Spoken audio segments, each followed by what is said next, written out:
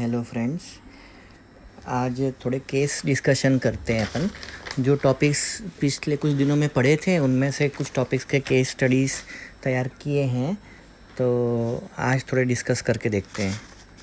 तो पहला केस है, there was a outbreak of diarrhoea during a major festival in which a large number of people participated. More than 20 people were admitted to the local hospital with history of severe watery diarrhea. Most of the patients were dehydrated. They were treated with fluid and electrolytes to maintain fluid balance. All the patients recovered. The stool was positive for Vibrio cholera by culture and the strain was found to be Vibrio cholera O1 by serotyping. ठीक है, अब before we start with the questions, नीचे जो question दिए वो discuss करने के पहले अपन ऑब्जर्व करते हैं कि ये केस स्टडी में अपन ने क्या देखा। तो डायरिया का आउटब्रेक हुआ था और large number of people were involve और सीवियर वाटरी डायरिया और डिहाइड्रेशन हो गया था पेशेंट्स को और फ्लूइड एंड इलेक्ट्रोलाइट थेरेपी दिया तो उससे वो रिकवर किए और फिर स्टूल में कल्चर किया तो विब्रियो कॉलेरा आया और the strain was found to be vibrio cholerae O1 by serotyping. ठीक है, अभी फर्स्ट क्वेश्चन, तो what test will you perform to know whether the isolated strain is classical और एल्टोर। तो विब्रियो कॉलेरा O1 के दो टाइप्स है, classical और एल्टोर, और क्लासिकल और एल्टोर दोनों को डिफ्रेंशिएट करने के लिए 6 से 7 टेस्ट का एक रेंज है, वो अपनी टेक्स्ट बुक्स में दिया हुआ है। तो to know whether this is classical और El Tor there are several test you can perform. तो हेमोलाइसिस है, वॉगस-प्रुस्कर टेस्ट है, चीक सेल एग्लूटिनेशन है, एल्टोर फेज 5 ससेप्टेबिलिटी है, ठीक है, पॉलीमाइक्सिन सेंसिटिविटी है, फिर एल्टोर फेज 4 ससेप्टेबिलिटी है। ये 6 टेस्ट है, इसमें से 4 टेस्ट एल्टोर में पॉजिटिव होते हैं, haemolysis, Voges Proskauer, cheek cell agglutination और El Tor phage 5 susceptibility. These 4 tests are positive in El Tor और 2 टेस्ट क्लासिकल में पॉजिटिव होते हैं, पॉलीमाइक्सिन बी सेंसिटिविटी और फेज 4 ससेप्टेबिलिटी। ठीक है, तो टोटल 6 टेस्ट हैं, इसमें से 4 are four El Tor and 2 are positive in classical. So पहले क्वेश्चन का आंसर, ये 6 test available for differentiating between classical and El Tor. फिर next question is how does vibrio cholerae cause diarrhoea. तो विब्रियो कॉलेरा वो GI tract में enter करता है by injection और इंटेस्टिनल मुकोसा तक उसको पहुंचना है। मोटिलिटी के लिए उसके पास फ्लैजिला है, फिर कीमोकाइंस हैं, एंजाइम्स हैं, फिर पिलाई है उसके पास, उसके पिलाई को बोलते हैं टॉक्सिन को रेगुलेटेड पिलस TCP। ये सारे फैक्टर्स उसको इंटेस्टाइन के मुकोजा तक पहुंचना और वहाँ पे अटैच करना उसमें हेल्प करते हैं। और एक बार वो इंटेस्टिनल मुकोसा पे जाके अटैच कर लेता है, फिर वहाँ पे वो कॉलेरा टॉक्सिन प्रोड्यूस करना चालू करता है।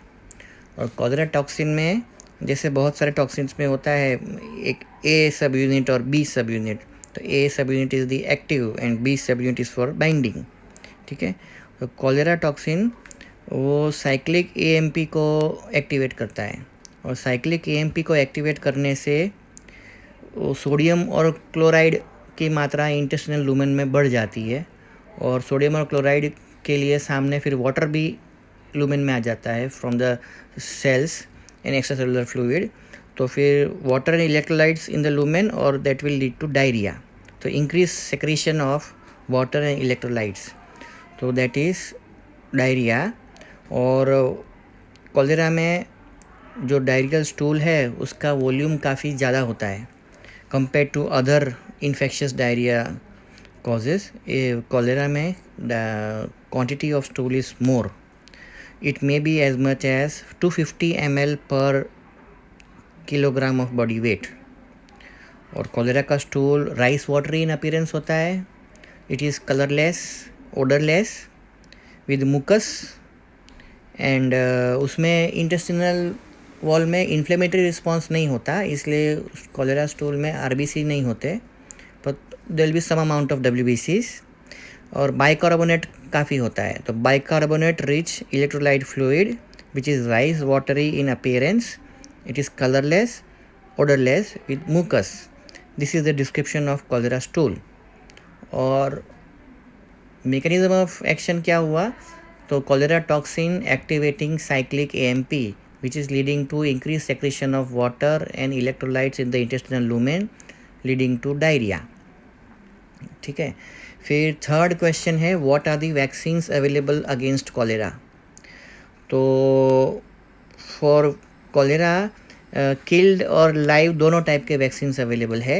किल्ड वैक्सीन में killed cholera vaccines are available, जिसमें अबाउट 60% जितना वो प्रोटेक्शन देते हैं और 3 to 6 मंथ्स तक प्रोटेक्शन मिलता है उस वैक्सीन से. That is killed cholera vaccine. उसमें vibrio cholerae killed are used, तो उससे लिमिटेड प्रोटेक्शन रहेगा 3 to 6 months.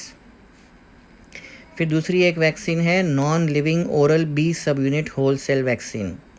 Non living oral B sub unit whole cell vaccine, उसमें vibrio cholerae killed O1 strain और कॉलेरा टॉक्सॉइड का B sub unit, ये दो चीज़ें कंबाइन करते हैं और वो दोनों चीज़ें कंबाइन करके ये वैक्सीन बनती है non living oral B sub unit whole cell vaccine. ठीक है. फिर तीसरी वैक्सीन है live oral cholera vaccine. Live oral cholera vaccine, जिसमें genetically modified vibrio cholerae O1 strains are used after attenuation. So total 3 vaccines we saw. एक तो killed cholera vaccine, दूसरा non living oral B sub unit whole cell vaccine, तीसरा live oral cholera vaccine. ठीक है. फिर next question है, what are the sources and reservoirs of cholera. तो human carriers, एक तो क्रोनिक कैरियर हो सकते हैं या कन्वलेसेंट कैरियर. कन्वलेसेंट कैरियर मतलब people who are recovering from the condition, they can also shed in faeces and act as carrier. तो human beings and water, they are reservoirs and human being is the source of cholera. ठीक है.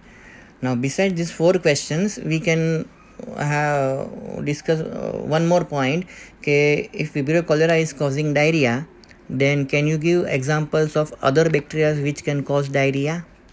तो diarrhoeal disease का applied में chapter है, उसमें अलग अलग बैक्टीरियाज के एग्जांपल दिए हुए हैं. उसको मैकेनिज्म ऑफ एक्शन के पॉइंट ऑफ व्यू से you can divide them into groups. तो एक ग्रुप है जिसमें प्री फॉर्म टॉक्सिन होता है. तो कॉजेज़ ऑफ डायरिया जिसमें प्री फॉर्म टॉक्सिन होता है उसमें आते हैं स्टेफिलोकोकस ऑरियस, बैसिलस सीरियस और clostridium perfringens. Now what is this pre form toxin वाला कॉन्सेप्ट? मतलब the bacteria has produced toxin and that toxin is present in the food, and when you consume that food which contains the toxin, then person will acquire diarrhoea.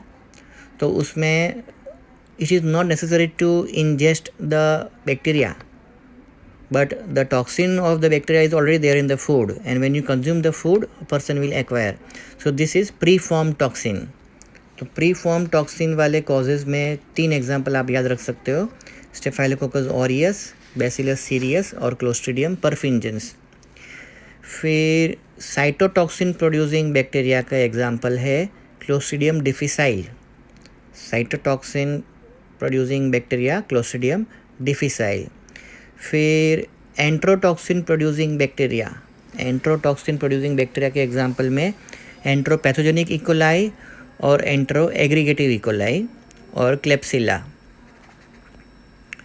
और invasive bacterias which do diarrhoea by invasive mechanisms, उसके example में vibrio parahaemolyticus, salmonella और entero invasive E coli. These are examples of invasive वाले. तो let us just repeat the names of bacteria causing diarrhoea. Diarrhoea causing bacteria by pre form toxin, उसमें example staph aureus, bacillus cereus और clostridium perfringens. By cytotoxin, clostridium difficile. By enterotoxin, enteropathogenic E coli, entero aggregative E coli and klebsiella. By invasive mechanism, vibrio parahaemolyticus, salmonella and entero invasive E coli. So with this we finish discussion of Vibrio cholera वाला एक case study. Now next case study is of Pseudomonas,